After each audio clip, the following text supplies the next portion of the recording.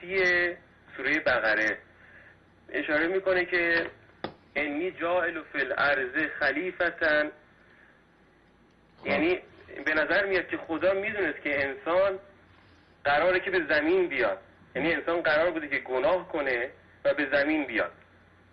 درسته؟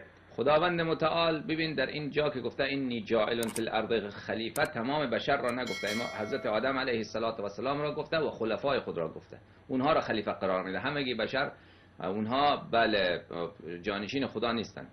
بله بفرما جان. چون ادامه داره حضرت آدم، داستان خلقت حضرت آدمه. میگه که داره با فرشته ها صحبت میکنه، میگه من برای زمین میخوام خلیفه قرار بدم. اگر میدانست که این به هر حال قراره که این انسان به گونه‌ای به زمین برسه، اگر میدانست که پس انسان باید با گناه به زمین برسه، چون در بهشت قراره حبوط بکنه، چرا امر به محال میکنه؟ یعنی میگه که از این درخت میخوریم و میدونه که قراره بخورم و به زمین حبوط کنن. حالا گوش کنید جان من، گوش بکنید. ادامه داریم سوال من. و شیطان تو بهش چی کار میکنه؟ شیطان در جنت چی کار میکنه که انسان رو میتونه فریب بده؟ و اگر شیطان انسان رو فریب میداد، آیا نسل بشر در روی زمین پدید میاد و هدف خدا از آفرینش انسان اصلا کامل میشد؟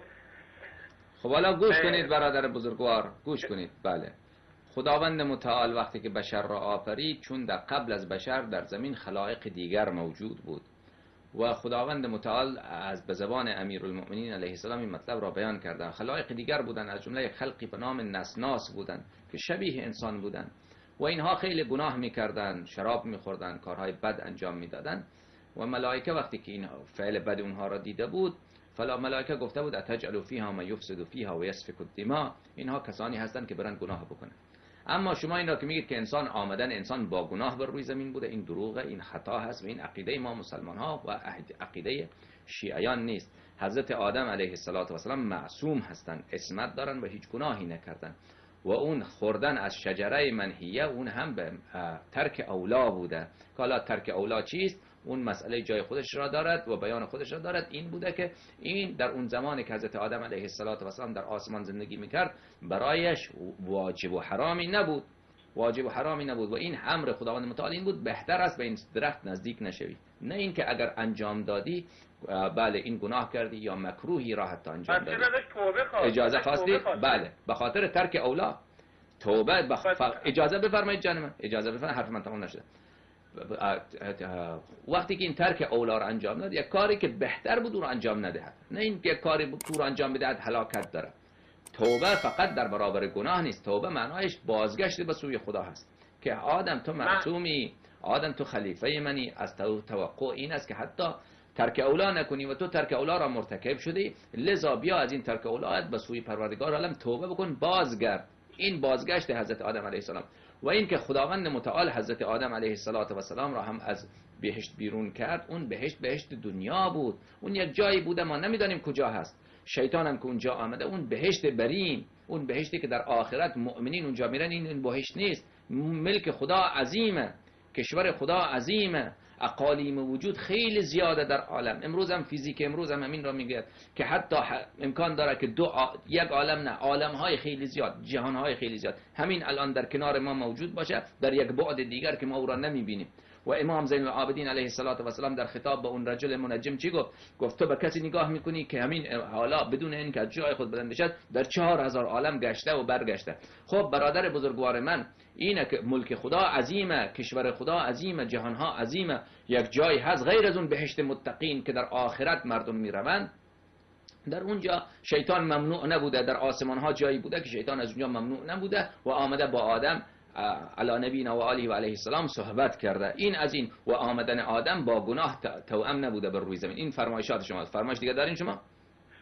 من که جوابو نگرفتم. ببینید تنبیه شده حبوط، وقتی که حبوط پس از کردار آدم دست دادن به اون چیز اتفاق میفته. حبوط یعنی پایین آمدن، حبوط یعنی چیزی پایین اومدن. میگه که حبوط برو روی زمین زندگی بکن. از اولم آدم قرار بود روی زمین زندگی بکنه. نفرینی باشه، میگه نفرین نیست. نه نفرین نیست. میگه نفرین نیست. دشمن هم خواهید بود. نسل حضرت چون آغاز امتحانه. ببین از اولم که خداوند اجازه بفرمایید از اولم که خدا حضرت آدم علیه السلام را آفرید از برای همین روی زمین آفرید. خود آیه انی جاعل فی الارض خلیفه، از روز اول هم مقصود آدم، منزل اصلی آدم علیه السلام روی زمین بود که باید روی زمین بره. حالا قبل از اینکه روی زمین بره یک مدتی را در باغ باشه، در این بستان اینجا زندگی راحتی داشته باشه، در آسمان ها اون جایی که هست. وقتی که از شجره منهیه خورد، اون وقت خداوند متعال به آدم، نه اینکه آدم تو گناهی کردی، حالا دیگر امتحان تو شروع شد، حالا برو روی زمین، اونجا برو و نسل تو میان، در نسل تو بعضیا خوبن بعضیا بدن، اون خوبها با خوب زندگی میکنن، بدها با اون خوبی ها دشمنی میکنن، بدها با هم دیگر دشمنی میکنن. این معناش نیست که آدم گناهی کرده علیه السلام. من که ببینید شما الان از اشاره کردیم به فرمایشات امام صادق و حضرت علی و اینا، من که اینا برای من چیز نمیتونم مجاب کننده باشم. برای من کافیه. تو موضع نظر مرا میخوای به عنوان شیعه، من برای من حجت مانند قرآن کریم. تو از من میخوای، من جواب تو را از شیعه وقتی که میخوای برادر عزیز، از عالم شیعه وقتی که سوال میکنی، عالم شیعه حق داره. عالم شیعه حق داره. اجازه بفرما. وقتی که من عقیدم اینه که حضرت آدم علیه السلام معصومه، من حقم اینه که از مذهب خودم طبق مبانی مکتب خودم دفاع بکنم. شما حق ندارید بگید از کتاب خود نقل نکن. ببین من اگر از قرآنی که الان دم دسته همینجا الان، شما مذهب خودت چیه و من بفرما مذهب خودت چیه؟ ببین اصلا با اون کار نداشته باش. خب آخر اگر ببین وقتی وقتی کلمه توبه اینجا هست، بله توبه میدونی اصلا معناش چیه؟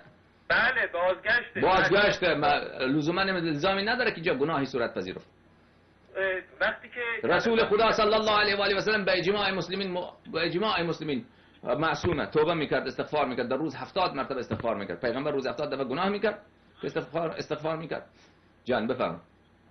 بعد چی با این توضیحات شما که بر اساس معیارهای خودتونه، خب بس من جواب نمیتونم بگیرم از شما. خب نه شما چی که 70 مثل تو هم جمع بشه از من نمیتونید. حالا اشکالتان چی بود؟ من نفهمیدم اصلا. از جواب اشکالت چیه؟ میخوای برای آدم گناه ثابت بکنی؟ حتی از قرآن کریم هم گناه ثابت بکنی.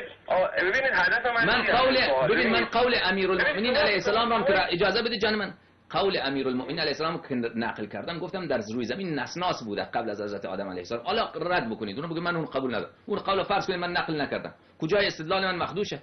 من یک کلمه گفتم حضرت امیرالمومنین علیه السلام گفته قبل از آدم علیه السلام روی زمین مخلوقاتی بود که علم امروز هم ثابت کرده. اجازه بده جان من،